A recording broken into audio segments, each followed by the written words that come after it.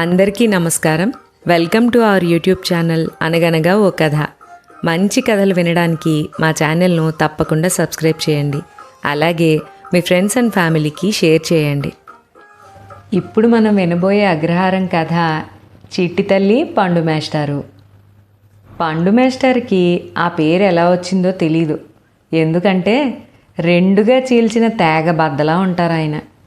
ఇంకా ఎప్పుడో చదివి మానేసిన 8వ తరగతి తర్వాత స్కూలు ముఖం చూసిందే లేదు. అంటే అటు పండులాగా ఉండరు, ఇటు మేస్టారు కాదు. ఇలాంటి విచిత్రమైన పేర్లు అగ్రహారంలో చాలానే ఉన్నాయి.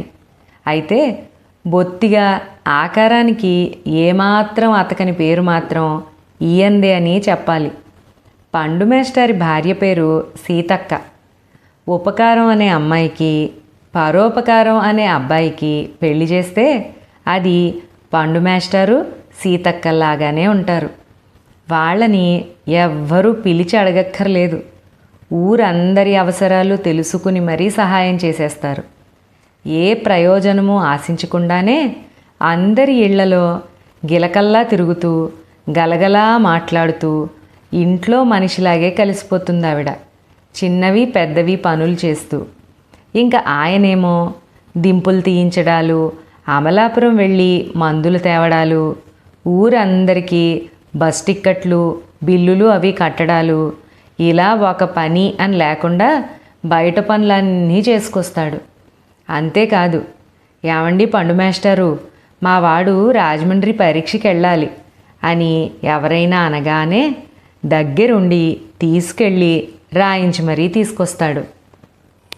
వారు శర్మగారింట్లో కొత్తగా వేసిన 3 గదులు వసారాలు అద్దెకుంటారు. అద్దె ఠంచనగా ఇచ్చేస్తారు. ఉండనివ్వండి మేస్టారు అన్నా సరే, అమ్మమ్మ రుణం ఉంచుకోకూడదు అంటూ.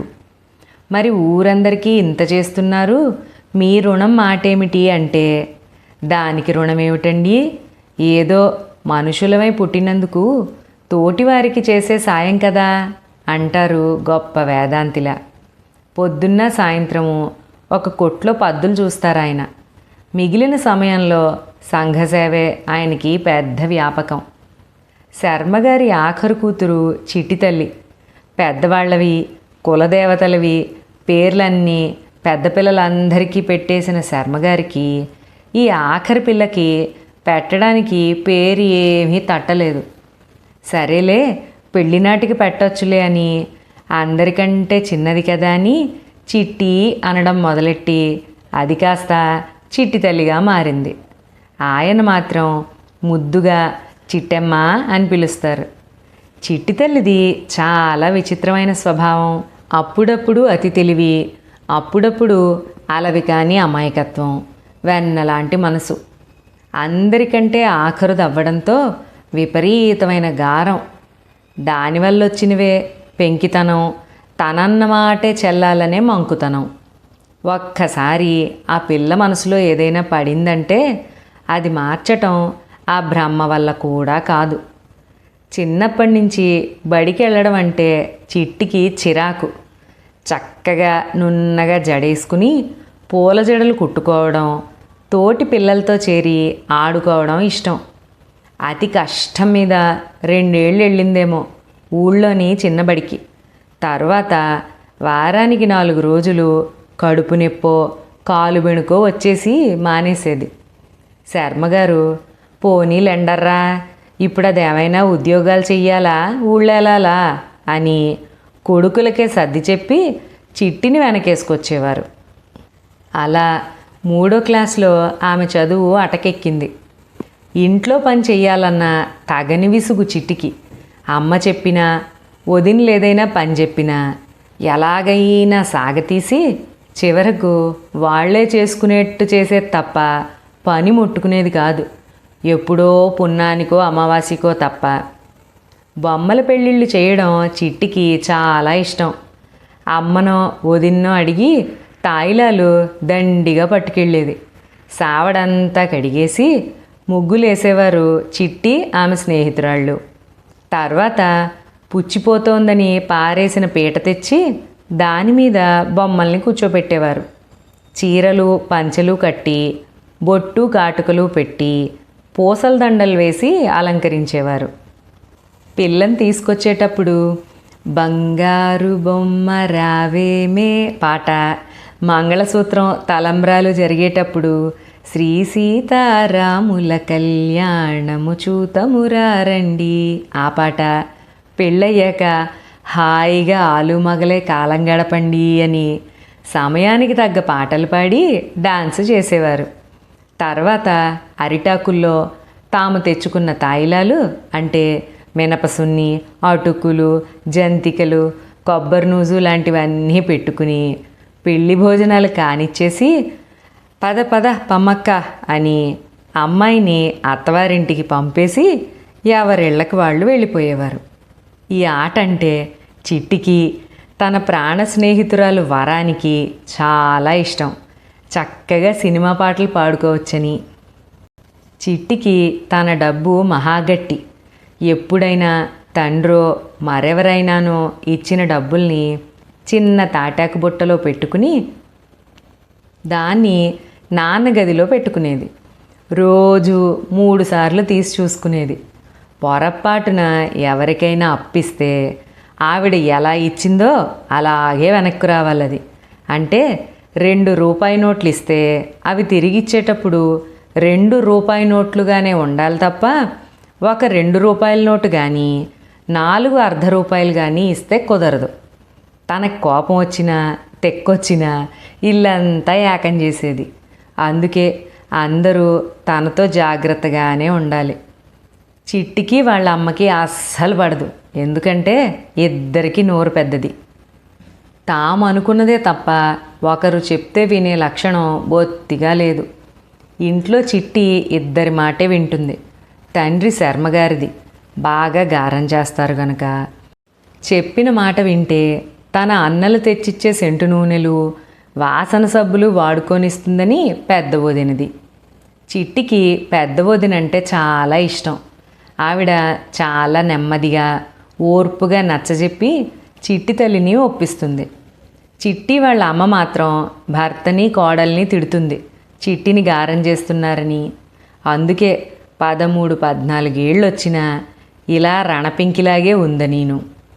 చిట్టి తల్లికి ఈ ప్రపంచంలో అన్నిటికన్నా ఇష్టమైనది సినిమా. రామారావు, నాగేశ్వరరావు, సావిత్రి, జమున ఆవిడ అభిమాన తారకి 8-9 ఏళ్ల వయసున్నప్పుడు మాంగళ్య బలం సినిమా చూసి తనకి తనే సావిత్రి అని పేరు పెట్టేసుకుంది. అప్పటి నుంచి అందరినీ తనని సావిత్రి అని పిలవమని గొడవ చేసేది. అప్పుడప్పుడు చిట్టి అని పిలిస్తే పలికేది కాదు. సావిత్రి కొంచెం ఈ పని చేసి పెట్టమ్మా అంటే వెంటనే చేసేసేది కూడా. నవ్వినప్పుడు ఎంతో అందంగా కనపడే జమునలాగా తనకు కూడా పన్ను మీద పన్నొస్తే 16 మంగళవారాలు ఉప్పు లేకుండా పలహారం చేస్తానని మొక్కుకుంది. అయినా రాలేదు పాపం. తన అభిమాన తారలందరూ కలిసి నటించిన గుండమ్మ కథ అంటే ప్రాణం చిట్టికి. చి వరలక్ష్మి అని నీ పేరేమీ బావులేదు సోదిలాగా, చక్కగా జమున అని మార్చేసుకోవే అని స్నేహితురాలు వరాన్ని పోరేది. ఇంట్లో నాన్న వదినల మాట కాకుండా చిట్టి బయట ఎవరి మాట అయినా వింటుంది అంటే అది కేవలం పండు మాస్టర్ మాట మాత్రమే. దానికో గొప్ప కారణం ఉంది. ఎన్టీఆర్ సావిత్రి అద్భుతంగా నటించిన రక్త సంబంధం సినిమా చూసొచ్చాక దాదాపు 2 రోజులు అన్నం తినలేదు చిట్టి. సావిత్రి రామారావు చచ్చిపోయారని కుమిలిపోతూ కూర్చుంది. అది సినిమానే తల్లి అని చెప్పినా వినలేదు సరికదా, వెక్కి వెక్కి ఏడుపు. సంగతి తెలిసిన పండు మాస్టారు చిట్టి దగ్గరికి వచ్చి, సినిమాల్లో ఊరికే నటిస్తారు, పాడినట్టు ఆడినట్టు, అలాగే ఇదిను, కావాలంటే నేను చూపిస్తాను రా అని తన కూతురు వనజని చిట్టిని వెంకయ్య రిక్షాలో ఎక్కించి రక్త సంబంధం మళ్ళీ చూపించారు. అందులో అన్నా చెల్లెళ్ళు హాయిగా ఉండడము, నునుసిగ్గులు ఒలకబోస్తూ సావిత్రి పెళ్లి కూతురి వేషంలో బంగారు బొమ్మ పాటలో ఉండడము చూసి చిట్టి తృప్తిగా నిట్టూర్చి, ఏడ్చి ఏడ్చి ఎర్రబారిన తన కళ్ళని తుడుచుకుంది ముక్కు ఎగబీలుస్తూనే. చివరిదాకా చూపిస్తే అదిగో మళ్ళీ చచ్చిపోయారని ఏడిచి మళ్ళీ మొదటికొస్తుందేమోనని మధ్యలోనే లేవదీసి తీసుకొచ్చేశారు. పాండురంగ హోటల్లో ఇడ్లీ కొబ్బరి పచ్చడి పెట్టిస్తానని ఆశపెట్టి. అలా సావిత్రిని రామారావుని బ్రతికించి చిట్టికి దేవుడైపోయారు పండు మేస్టారు. సినిమాల గురించి ఎలాంటి సమాచారం ఎవ్వరు చెప్పినా వాళ్ళు చిట్టికి అత్యంత ఆప్తులు.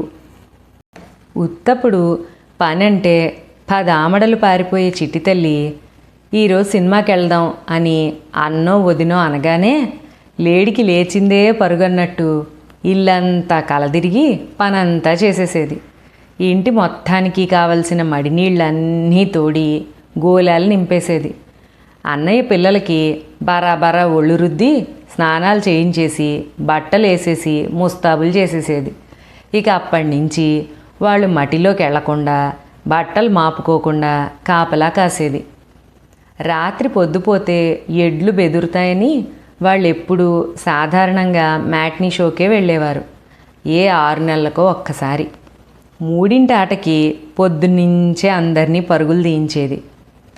ఇదిగో వదిన, ఇవాళ పెద్ద వంటేం పెట్టుకోకు, లేకపోతే సినిమాకి ఆలస్యం అయిపోతుంది అని వదిన్ని, అన్నయ్య కాపుని తొందరగా రమ్మను అని అన్నయ్యని ఇలా 10 తయారైపోయి, ఇంకా వంట అవ్వలేదా, ఇలా అయితే మనం బయలుదేరినట్టే అని విసుక్కునేది. 11 వంట అవ్వగానే పిల్లలందరికీ అన్నాలు పెట్టేసి చేతులు మూతులు కడిగేసి మండువాలోకి కాళ్ళు వేళ్లాడేసి వరసగా కూర్చోపెట్టేది. కదిలితే సినిమా కథ చెప్పను, మధ్యలో అర్థం కాక అడిగితే అని వాళ్ళని బెదిరించేది. తను గబగబా 4 ముద్దలు తినేసి కాగితం పొట్లాల్లో జంతికలు మిఠాయి ఇలా ఇంట్లో ఏదుంటే అది కట్టేసేది. సినిమాల్లో తినడానికని మరచెంబు నిండా నీళ్లు నింపేది తల్లి కోసం, లేకపోతే ఆవిడ తిడుతుందని. అప్పుడు వచ్చేవాడు కాపు. ఇంకా అతని మీద ఉండేది చిట్టి విసురు. తొందరగా అన్నం తిని బండి కట్టేసేయి అని అతన్ని తొందర పెట్టేది. నువ్వు ఇలా నిక్కి నీలిగి పనిచేస్తే అన్నయ్యకి చెప్పి పనిలోంచి తీయించేస్తాను, ఏమనుకున్నావో, అవతల టైం అయిపోతుంది అని గొడవ పెట్టేది. స్నేహితురాలు వరలక్ష్మి దగ్గరికి వెళ్ళి చెప్పేసి వచ్చేసేది. సినిమాకి వెళ్తున్నావు, బండి ఖాళీ లేదు, లేకపోతే నిన్ను రమ్మందును అనేది కూడాను. తనే మొదటగా చూడాలన్నది అసలు కోరిక. బండి ప్రయాణం ఆలస్యం అవుతుంది, ముందరే వెళ్ళి కూర్చుంటే మంచిది అని 12:30కే అందరినీ లేవదీసేది. ఇంత సినిమా పిచ్చేమిటే నీకు అని తల్లి ఎప్పుడూ కోప్పడేది. ప్రతి సినిమా ప్రయాణము ఇలాగే సాగేది చిట్టితో.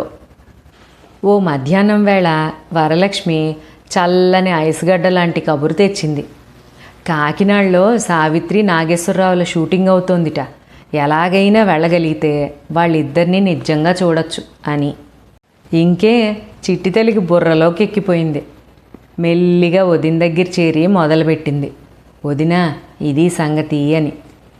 ఎప్పుడు ఏదైనా అడిగితే చూద్దాం మీ అన్నయ్య ఏమంటారో అనో, నాన్నగారిని అడిగి చూద్దాం అనో చెప్పే వదిన కూడా, ఇంకా నయం చిట్టి, షూటింగు లేదు ఏమీ లేదు, అంత దూరం వెళ్ళడమే, చంపేస్తారు ఇంట్లో చెప్పావంటే, అయినా మనలాంటి వాళ్ళు వెళ్ళరు అవన్నీ చూడ్డానికి, అక్కడంతా పోకిరీ వాళ్ళు ఉంటారు అని నచ్చ చెబుతూనే గట్టిగా కుదరదని చెప్పేసింది. వదిన అంత గట్టిగా చెప్పిందంటే ఇంకా కష్టమే అని తెలిసిపోయింది చిట్టి తల్లికి. అయినా చివరి ప్రయత్నంగా, రావులపాలెంలో మీ దొడ్డమ్మ ఉంటుంది కదా, ఆవిడింటికి వెళ్ళి అక్కడి నుంచి చడీ చప్పుడు లేకుండా షూటింగ్ కూడా చూసొచ్చేద్దాం అంది. చాలే, ఇప్పుడు మా దొడ్డమ్మని చూసే పని ఏమీ లేదు నాకు, ఇంట్లో ఎవరూ లేకుండా మనిద్దరం అలా ఎలా వెళ్తాం, ఇంక మాట్లాడకు దీని గురించి అంది వదిన కోపంగానే. చిట్టి ఏడ్చినా అన్నం మానేసినా కరగలేదు వదిన. ఇంట్లో వదిన చిట్టి మాత్రమే ఉన్నారని తోడు పడుక్కోవడానికి వచ్చారు వరలక్ష్మి వాళ్ళమ్మ.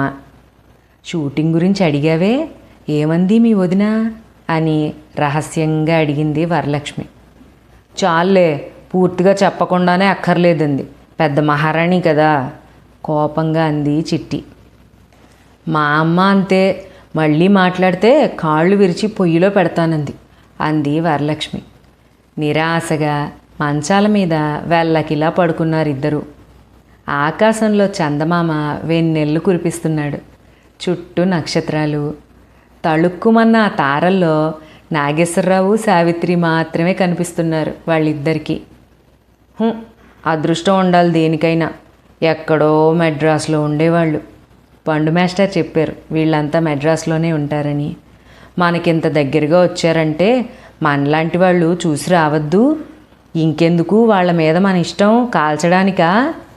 చిట్టికి చెప్పలేనంత అసహనంగా ఉంది. వరలక్ష్మి మాట్లాడలేదు. మాట్లాడవేమే మొద్దు. చిట్టి కోపంగా ఒక్క పోటు పొడిచింది వరలక్ష్మిని. నా మొహంలాగే ఉంది. ఎన్ని మాట్లాడి ఏం ప్రయోజనం, పని జరిగే మార్గం లేనప్పుడు అంది వరలక్ష్మి. ఆ మాటకి ఇద్దరూ నిటారుగా కూర్చున్నారు. ఇద్దరి మనస్సుల్లోనూ ఇంచుమించుగా ఒకటే ఆలోచన. మనమే వెళ్ళొచ్చేస్తే చిట్టి రహస్యంగా అంది. ఎక్కడికి? ఏదో పెరట్లోకి వెళ్దామన్నంత సులువుగా అంటోన్న చిట్టిని కళ్ళు పెద్దవి చేసి చూస్తూ అంది వరలక్ష్మి.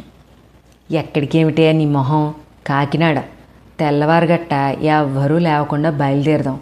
అమలాపురం వెళ్ళి బస్ ఎక్కి కాకినాడలో దిగి షూటింగ్ చూసేసి మళ్ళీ అక్కడ బస్ ఎక్కేసి అమలాపురం వచ్చి సాయంత్రానికల్లా ఇంటికి వచ్చేద్దాం అంది. వరానికి ఇది మనసులో బాగున్నట్టే అనిపించినా భయం వేసింది. ఆ ఆలోచనకే గొంతు పొడారిపోయింది. మంచినీళ్ళు అంది. నువ్వు ఉత్త బెదురుగొడ్డువే వరం. వస్తావా నువ్వు? నన్ను ఒక్కరితోనే వెళ్ళమంటావా? అప్పటికే చిట్టి మనసులో ప్రణాళిక రూపుదిద్దేసుకుంది. మంచినీళ్లు తాగి మనం ఎప్పుడూ అమలాపురం దాటి అవతలికి వెళ్ళలేదు. బస్టాండ్ ఎలా ఉంటుందో కూడా సరిగ్గా తెలీదు. ఎలా వెళ్తామే అంత దూరం అంది వరం. మనం అనకు. నేను బస్టాండ్ చూశాను, అది కూడా 2 సార్లు. ఒకసారి దూరం నుంచి నేను మా వదిన వాళ్ళ పుట్టింటికి గుర్రబండిలో వెళ్తున్నప్పుడు, ఇంకోసారి మా ఢిల్లీ అక్కని బస్ ఎక్కించడానికి వెళ్ళినప్పుడు అంది. ఓహో, అయితే నీకు తెలుసన్నమాట. అయితే పర్వాలేదులే అంది వరం మెత్తబడుతూ. మరి డబ్బో అంది మళ్ళీ. నీకు అన్నీ అనుమానాలేనే, నా బుట్టలో ఉన్నాయి కదా అంది చిట్టి. అక్కడ ఎక్కడుంటాం? కొడుతుందేమో అన్న అనుమానంతోనే అడిగింది వరం. మనమేమీ అక్కడ రోజుల తరబడి ఉండడం లేదు. రేపు సాయంత్రానికల్లా వచ్చేస్తాం అంది చిట్టి కోపంగా. అవుననుకో, మరి తిండో అంది. ఏ, ఒక్క పూట అన్నం తినకపోతే చస్తామా? అయినా సావిత్రిని నాగేశ్వరరావుని చూశాక మనిషి అన్నవాడికి ఎవడైనా అసలు ఆకలేస్తుందా? కావలిస్తే దారిలో కొనుక్కోవచ్చులే అంది. ఇంక అడగడానికి ఏమీ తోచలేదు వరానికి. కాసేపు ఇద్దరూ మాట్లాడలేదు. ఎవరి ఆలోచనల్లో వాళ్ళు ఉండిపోయారు. టైం ఎంతైందో తెలీదు. మెల్లిగా లేచింది చిట్టి. వెనకాలే వరం. మామగారి గదికి గొళ్ళెం పెట్టి దాని ముందర వేసుకుంది వదిన మంచాన్ని. ఆ గదిలోనే ఇనప్పెట్టుంటుంది. ఇనప్పెట్టి మీదే చిట్టి తాటాకు పెట్టే. వదిన, పిల్లలు, వరం వాళ్ళ అమ్మ మంచి నిద్రలో ఉన్నారు. గొళ్ళెం తలుపుకి పైనుంది. చిట్టికి అందదు బాగా కాళ్ళెత్తితే గాని. వరం పొడుగు కనుక చకచక కాళ్ళెత్తి చప్పుడు కాకుండా గొళ్ళెం తీసింది. గట్టిగా కొట్టుకుంటున్న వాళ్ళ గుండె చప్పుడు వాళ్ళకే వినిపిస్తోంది. చిట్టి లోపలికి వెళ్ళి మెల్లిగా తన పెట్టి తెచ్చింది. 12 రూపాయల పావలా ఉంది అందులో. నుయ్యి బయటే కదా, స్నానం చేద్దామే, మళ్ళీ వచ్చే వరకు కుదురుతుందో లేదో అంది వరం. నీ మొహం, ఇప్పుడు స్నానాలు జపాలు చేస్తూ కూర్చుంటే పుణ్యకాలం కాస్త గడిచిపోతుంది అంది చిట్టి. మరో 2 గంటలు తర్జన భర్జనల అనంతరం చేతిలో చిన్న చేతి సంచిలో 12 రూపాయల పావలాతో వాళ్ళిద్దరూ వీధి మీదకున్న వాకిలి తలుపు తీసుకుని బయటకు అడుగుపెట్టారు. చల్లటి గాలి రివ్వున కొట్టింది మొహానికి. అబ్బా చలే బాబు, లోపలికి వెళ్ళిపోదామా? వరం గాబరాగా అంది. చాలే, పీక నొక్కుతాను మాట్లాడేవంటే. కండువా కప్పుకో కావలిస్తే. పోనీ ఓ దుప్పటి పట్టుకెళ్దామా? మంచం ఏమొద్దు. ముద్దు అసలే ఎలా వెళ్ళాలా అని నేను చూస్తుంటే. అవునే, అమలాపురం నుంచి అంటే బస్సులున్నాయి కానీ అమలాపురం ఎలా వెళ్తాం ఇప్పుడు? టైం ఎంతైందో తెలీదు. ఎప్పుడు పెద్దవాళ్లతో తప్ప ఎక్కడికి వెళ్ళలేదు. చిట్టికి కూడా ఒక్క క్షణం భయం వేసింది. నడిచే అంది తాపీగా. ఏమిటి నడిచా? నీకేమైనా పిచ్చా? ఎంత దూరమో తెలుసా? బండిలో వెళ్తేనే ఎంతసేపో పడుతుంది, నడుస్తుందిట చిరాగ్గా అంది వరం. మరి ఇప్పుడు బండి ఎవరు కడతారు నీకు? రిక్షా వాళ్ళు నిద్రపోతారు. కనీసం మన ఊరు దాటే వరకు నడిస్తే ఆ తర్వాత మొగలో రిక్షావాడు ఉంటే అడగచ్చు. త్వరగా పద, నాకు భయం వేస్తుందే, మా అమ్మకు తెలిస్తే చంపేస్తుంది అంది వరం. అలా 4 సార్లు అనకే తల్లి, నాకేమైనా హాయిగా ఉందనుకున్నావా? నాకు భయమే వేస్తోంది, చలి కూడాను. వరం వినకుండా గొణిగింది చిట్టి. మెల్లిగా ఇద్దరూ చేతులు పుచ్చుకుని నడవసాగారు. కొద్దిగా దూరాన లీలగా ఒక ఆకారం కనిపిస్తోంది. అంత తెల్లవారుజాము మంచులో కూడాను. అదిగో నేవు, ఎవరో వస్తున్నారు. వరం మోచేత్తో చిట్టిని పొడిచింది. ఒక్క క్షణం ఆలోచనలో పడ్డారు. ఎక్కడైనా దాక్కోవడమా లేక ఏమీ ఎరగనట్టు వెళ్ళిపోవడమా అని. ఎందుకైనా మంచిదని మెల్లిగా తెరిచి ఉన్న పప్పువారి గేటు పక్క లోపలికి గోడవారుగా నిలబడ్డారు. ఆ వస్తోంది మరెవరో కాదు, పండు మేస్టర్.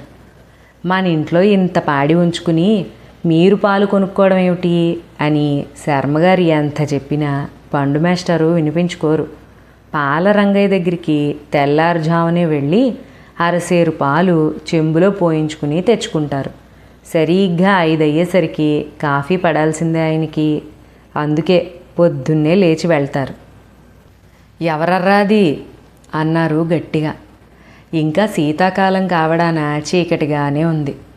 కన్ను తెరిచి మూసేంతలో మాయమైపోయిన వాళ్ళెవరో ఆయనకి తెలియలేదు. చుట్టుపక్కలంతా చూశారు. లోపలికెళ్ళిన పిల్లలిద్దరూ గేటు మూసేయడంతో అక్కడ చూడలేదు. తనే పొరపాటు పడ్డానేమోనని పండు మేస్టారు పాల చెంబుతో సహా ఇంటి దారి పట్టారు. బతుకు జీవుడా అని చప్పుడు చేయకుండా గేట్లోంచి బయటకొచ్చారు. మెల్లిగా నడక ప్రారంభించారు. ఇంకా అమలాపురం సగం దూరంలో ఉండగానే ఆయాసం, దాంతోబాటే నీరసం ముంచుకొచ్చాయి. ఎప్పుడూ ఆకుచాటు పిందెల్లాగా పెరిగిన పిల్లలు, గట్టిగా బడికైనా వెళ్ళిన వాళ్ళు కాదు. ఇదేమిటే బాబు ఇంత దూరం ఉంది, చిట్టే అంది. మరే నేను చెప్తే విన్నావు? వరం రాగం తీసింది. సర్లే, అక్కడ ఒక రిక్షా అతను ఉన్నట్టున్నాడు, లేపుదాంరా. కొద్దిగా రిక్షా కుదిపి గంట కొట్టి లేపితే లేచాడు అతను ఆవులిస్తూ. పొట్టి పరికిణీలు ఓణీలు వేసుకుని తలలో నాగరంతో సహా తగు మాత్రం నగలు పెట్టుకుని చూడగానే పెద్దింటి పిల్లలని తెలుస్తున్న వాళ్ళని చూసి ఒక్క క్షణం ఆశ్చర్యపోయాడు. ఏటండే, ఎక్కడికి వెళ్ళాలేటి అన్నాడు తలపాగా తీసి భుజానేసుకుంటూ. అమలాపురం బస్టాండ్కి వెళ్ళాలి అంది వరం. సరే, 30 ఇప్పించండి అయితే మరి అన్నాడు. ఊసే, ఇక్కడే 30 ఇస్తే మరి అక్కడి నుంచో టికెట్ ఎంత ఉంటుందో అంది చిట్టి తల్లి. ఎంతున్నా సరే నేను ఇంక నడవలేను బాబు అంది వరం. ఇద్దరూ రిక్షా ఎక్కారు. బొత్తిగా కిలోమీటర్ దూరానికి 30 వస్తుందని మంచి హుషారుగా తొక్కుతున్నాడు. వీళ్ళిద్దరికీ మాత్రం నిద్ర చాలక నీరసంగా ఉంది. పైగా రాత్రి భోజనం చెయ్యకపోవడాన్న ఆకలి కూడా వేస్తోంది. బస్టాండ్ దగ్గర దిగారిద్దరు. 30 సార్లు లెక్కపెట్టి 30 ఇచ్చి పంపేశారు. మరీ ఎక్కువగా కాకపోయినా వచ్చేపోయే బస్సులతో అక్కడంతా సందడిగానే ఉంది. ఒక పక్కన సైకిళ్ళు నిలబెట్టున్నాయి. భవనంలో ఇంకో పక్కన చిన్న హోటల్ లాంటిది ఉంది.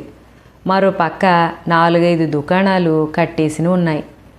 లోపలికి అడుగు పెట్టగానే గుమ్మున కొట్టింది వేడి కాఫీ వాసన. పప్పు రుబ్బుతున్నట్టుగా పత్రం శబ్దం వినిపిస్తోంది. ముందేదైనా తిందామే వరం అంది. ఉండు, ముందు బస్సు ఎక్కడుందో కనుక్కోవాలి కదా అంది చిట్టి.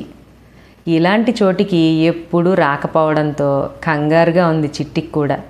అంత చల్లోనూ చెమటలు పడుతున్నాయి. ధైర్యం చేసి ముందుకు నడిచి అక్కడున్న బస్ కండక్టర్ని అడిగింది, ఈ బస్ కాకినాడ వెళ్తుందా అని. వెళ్తుందని తెలుసుకున్నాక ఇద్దరూ ఎక్కి కూర్చున్నారు. ఇంకా ఎంతసేపు ఉంది కదలడానికి వరం అడిగింది. ఫస్ట్ సర్వీసు 6:30కి, ఇంకా చాలాసేపు ఉంది బయలుదేరడానికి అన్నాడు. ఇప్పుడు టైం ఎంతైందో ఏమిటో అనుకున్నారు. టికెట్ ఎంత కాకినాడకి అడిగింది వరం. ఇద్దరికీ కలిపి 4 రూపాయలు. ఇప్పుడే ఇవ్వక్కర్లేదు, నేను మళ్ళీ వచ్చి టిక్కెట్లు కోసేప్పుడు ఇవ్వండి చాలు. మీరు ఎక్కడికి వెళ్ళాలి అన్నాడు కొద్దిగా అనుమానంగా చూస్తూ. కాకినాడ అంది వరం. కాకినాడలో ఎవరింటికైనా వెళ్తున్నారా, మీరిద్దరేనా అన్నాడు. అబ్బే కాదు అని సాగదీయబోతున్న వరాన్ని గట్టిగా గిల్లింది చిట్టి. అవును, మా పిన్నిగారింటికి అంది. ఓహో అన్నాడు కానీ గట్టిగా తర్కించలేదు అతను. సరే కూర్చోండి, మేము కాఫీ టిఫిన్ కానిచ్చేసి వస్తాం అన్నాడు. ముందు సీట్లో కునికిపాట్లు పడుతున్న ఒక అతను ఈ సంభాషణ విననట్టుగానే విన్నాడు. ఎక్కడమ్మా మీ పిన్నిగారిల్లు అని అడిగాడు. అతనికి వీళ్ళ వాలకం కొద్దిగా అర్థమైంది. అవకాశం రాకే చాలామంది మంచివాళ్ళుగా పేరు తెచ్చుకుంటారని నమ్మే వాళ్ళల్లో అతను ఉన్నాడు.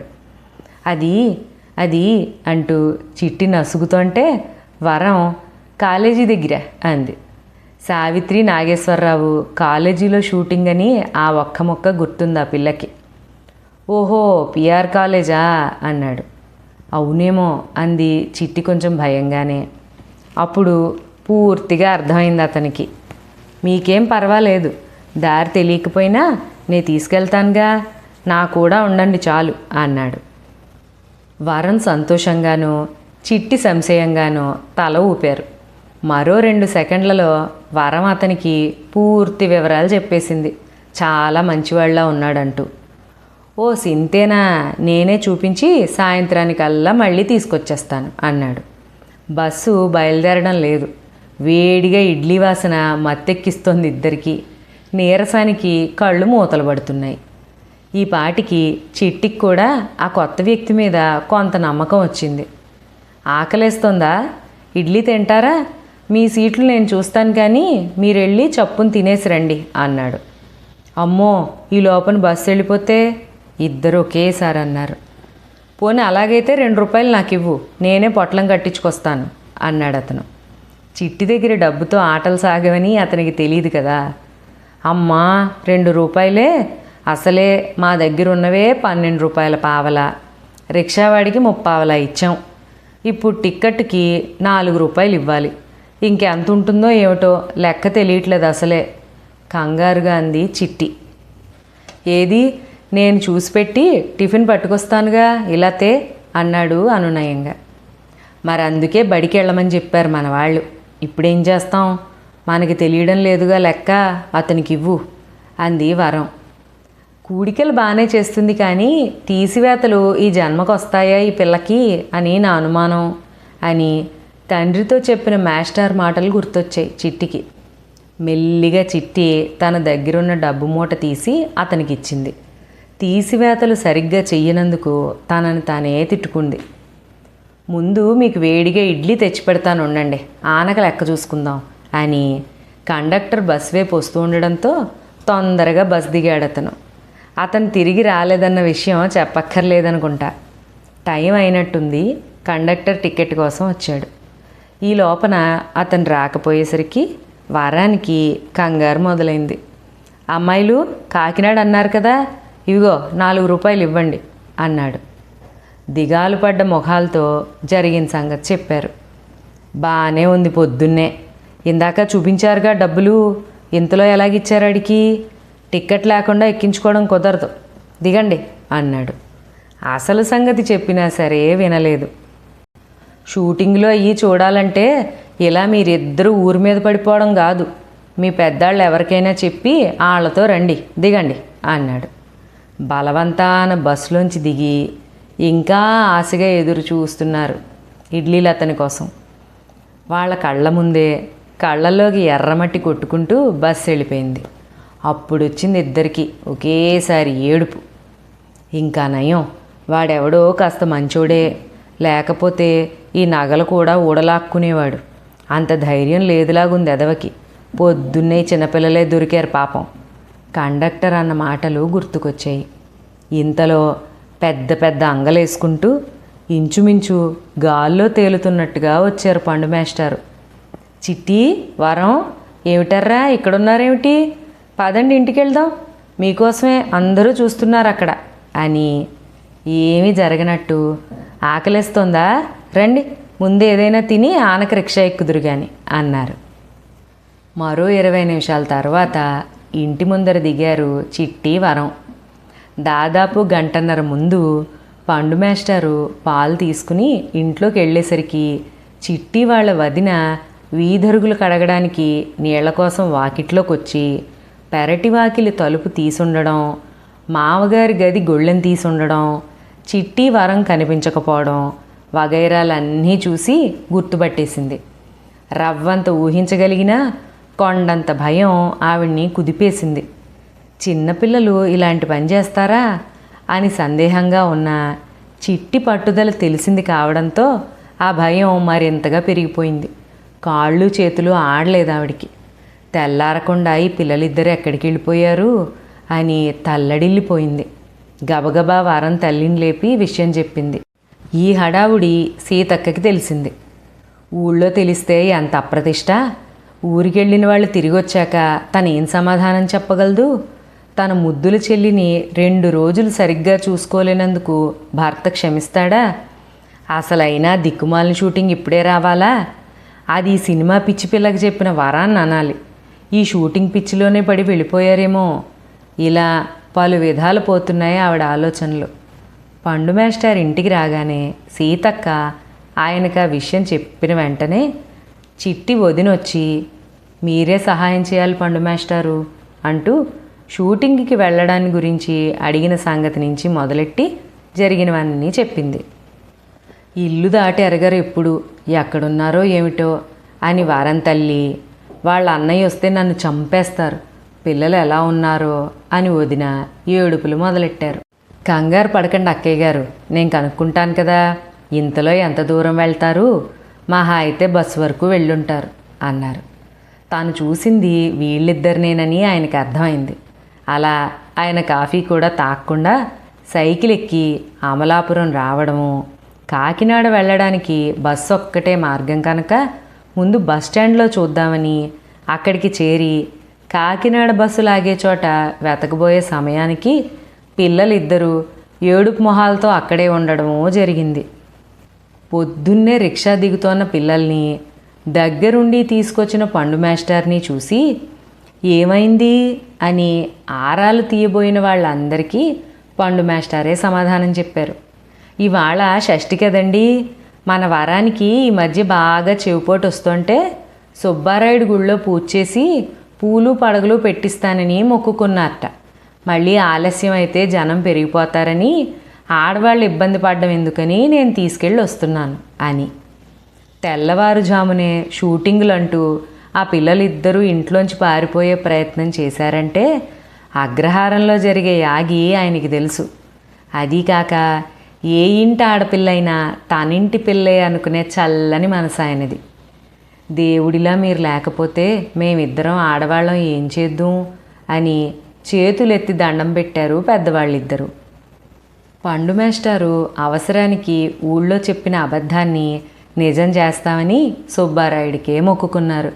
చల్లగా తిరిగి వచ్చారు పిల్లలిద్దరూ అని సీతక్క తడిగుడ్డ దిగతుడిచి దిష్టి తీసింది ఇద్దరికి. తల్లి వదిన పెట్టిన తిట్లు ఆవకాయ చద్దన్నాలు 2 తినేసి ఒళ్ళెరక్కుండా నిద్రపోయారు చిట్టి తల్లి వరమును.